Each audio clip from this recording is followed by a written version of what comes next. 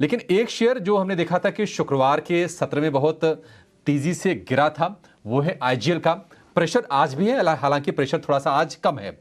हालांकि हमारे पास एक सूत्रों के हवाले से खबर आ रही है कि आईजीएल का ये कहना है कि पॉलिसी के असर को बढ़ा चढ़ाकर पेश किया गया दिल्ली की ईवी पॉलिसी को लेकर।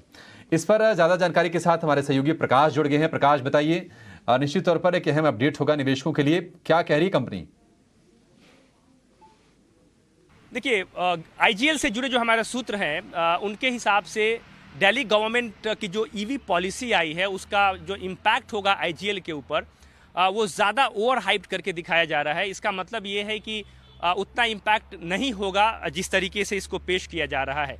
सूत्र बता रहे हैं कि ऐसा नहीं है कि ये पॉलिसी नई है या अचानक से आ गई है। इनफैक्ट इस पर 2 साल से चर्चा चल रही थी, लिहाजा इस बात की संभावना थी कि ये पॉलिसी आएगी और आईजीएल ने उसी के हिसाब से अपनी तैयारी जो है वो शुरू कर दी थी। सूत्र हमें बता रहे हैं कि 7 सालों के बाद अगर आप इम्पैक्ट पर नज़र डालें तो आईजीएल के बिजनेस पर इसका 15 से 20% के ही आसपास तक इम्पैक्ट दिख रहा है। और इस बात को ध्यान में रखना चाहिए कि जो आईजीएल का नेटवर्क है वो फैल रहा है, वो दिल्ली एनसीआर से बाहर की तरफ जा रहा है, यानी कि जो सीएनजी पीएनजी जो कोर बिजनेस है आईजीएल का वो दिल्ली और एनसीआर से बाहर निकलकर करीब 30 जिलों तक पहुंच गया है। लिहाजा आईजीएल का जो सीजीडी बिजनेस है वो एक्सपैंड कर रहा है। जाहिर तौर पे इस पॉलिसी का बहुत ज़्यादा इम्पैक्ट लॉन्गर रन में देखने को नहीं मिलेगा।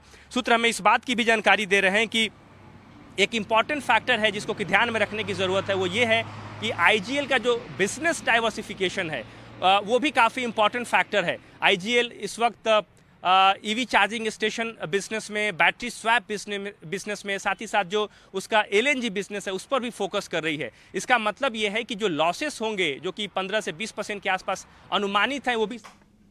ऑलराइट, ठीक है प्रकाश, शुक्रिया इस खबर के लिए और ये जानकारी देने के लिए।